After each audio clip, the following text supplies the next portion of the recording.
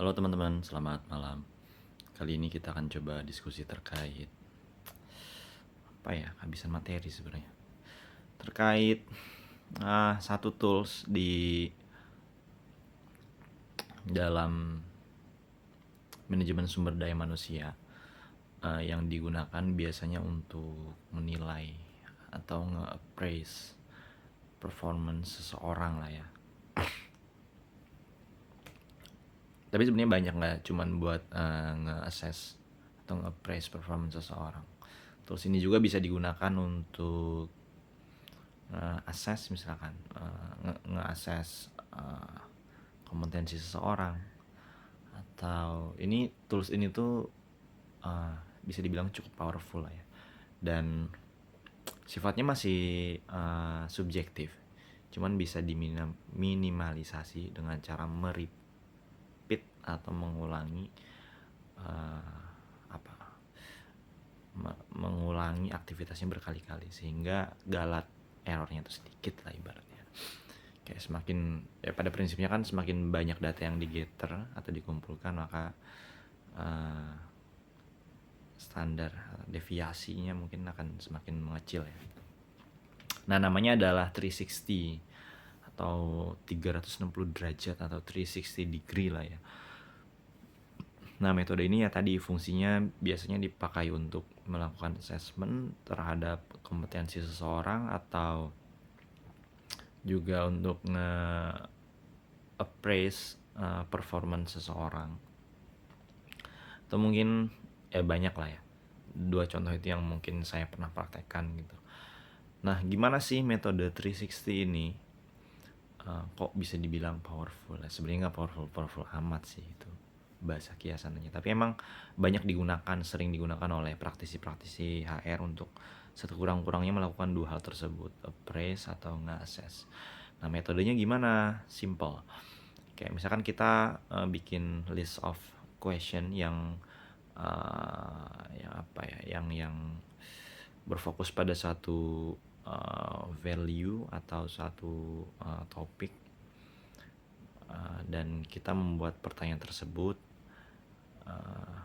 beberapa sesuai dengan value yang diinginkan. Kalau misalkan kita mau gunakan 360 untuk nge-appraise, kita bisa misalkan ada 4 parameter, performance, yang kedua kerajinan, kedisiplinan, terus keaktifan, sama misalkan kesopanan, misalkan ada 4.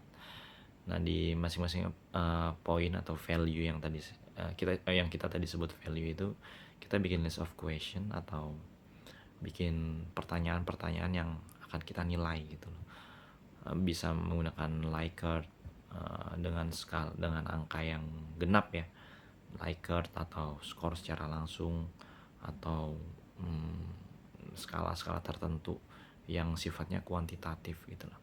Nah, ketika kita udah punya pertanyaan-pertanyaan tersebut atau konsep dasarnya atau rumusannya, nah kita lakukan penilaian atau appraise terhadap seseorang dengan cara memberikan atau membagikan form ini atau rumusan tadi kepada beberapa orang.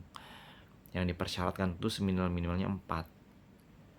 Karena bahasanya 360, maka dia layaknya satu putaran ya, layaknya satu lingkaran. Seandainya kan kita bikin